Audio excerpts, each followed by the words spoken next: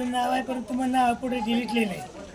कशामुळे डिलीट लिहिलं आम्ही तर जिवंतांची त्या डिलीट म्हणून लिहिले आणि हा माझे सर मीच आहे. डिलीट म्हणजे 50-60 लोकांचे आहे. असं आहे का? संबंधिताला चौकशी केली नाही का तुम्ही? कोणाकडे अर्ज दिले ते अर्जही काही घेणे गेले. आज केलं आमचा अर्ज कंबाईन घ्या हां. घेण्याचे अर्ज कोण प्रमुख आहे त्याचं नाव सांगा ते नाव पण सांगायला तयार नाही. किती जण आहेत असे असे? असं 40-50 आहे. ती काय कंटाळून जेवायला घ्यायला आम्ही 20-25 थांबलो इथं. घ्या म्हणजे विनंती केली तरी घेणं गेली. अर्ज लिहिले पोच द्या तरी द्यायला तयार नाही.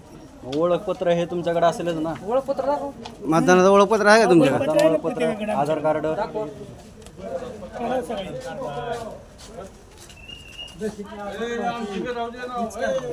पाहू शकता आपण. आधार कार्ड या दाखवायचं. बोला मग. हे मयत मतदान घोषित कार्ड दाखवा, केलेले काढा. दिसून येत आहे. प्रत्येकाचं आधार कार्ड आहे तुमच्या. पत्रकाचं ओळखपत्र बी आहे. तुमचं पण आहे का? तरी सुद्धा तुमचं यादीतनं नाव वगळलं. यादीचं नेमकं नाव वगळलं का तुम्हाला मयत घोषित केले? यादी आहे नाव पुढे डिलीट लिहिले. डिलीट म्हणजे नेमकं डिलीट का मयत का डिलीट? डिलीट लिहिलंय तिथं माहित लिहिलं नाही. डिलीट तुला मतदान करायला दिलं का नाही त्यांनी? मतदान करा का दिलं म्हणून सांगितलं त्यांनी? नाही म्हणजे तुम्ही डिलीट आहे तुमची यादी पुढे. काय तुमच्या नाव पुढे डिलीट आहे म्हणून सांगितलं. डिलीटचा अर्थ काय म्हणून विचारलं नाही तुम्ही? की सांगाल तहसीलदारला जाऊ म्हणून विचारा. तहसीलदारकडे जातो मग अर्ज घेणे. त्याला आधार कार्ड दिला तुमचा नंबर आधार आहे कार्ड बरोबर. दाखवलं की आम्ही त्यांना.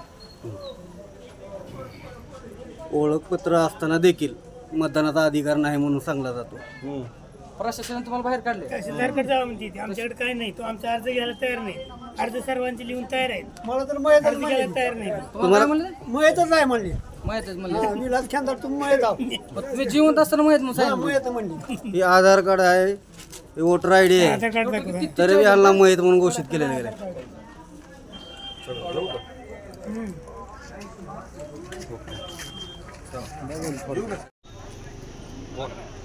निवडणूक आयोगाच्या गलतान कारभारामुळे हे लोक जिवंत असताना 30 ते 40 जणांचे मतदार यादीत नावच नसल्या कारणाने ह्याने आता काय करायचं? नाव आहे पण मयत म्हणून दिलेलं आहे, यादीत नोंद केलेलं आहे. ही सगळे जिवंत आहेत इथं.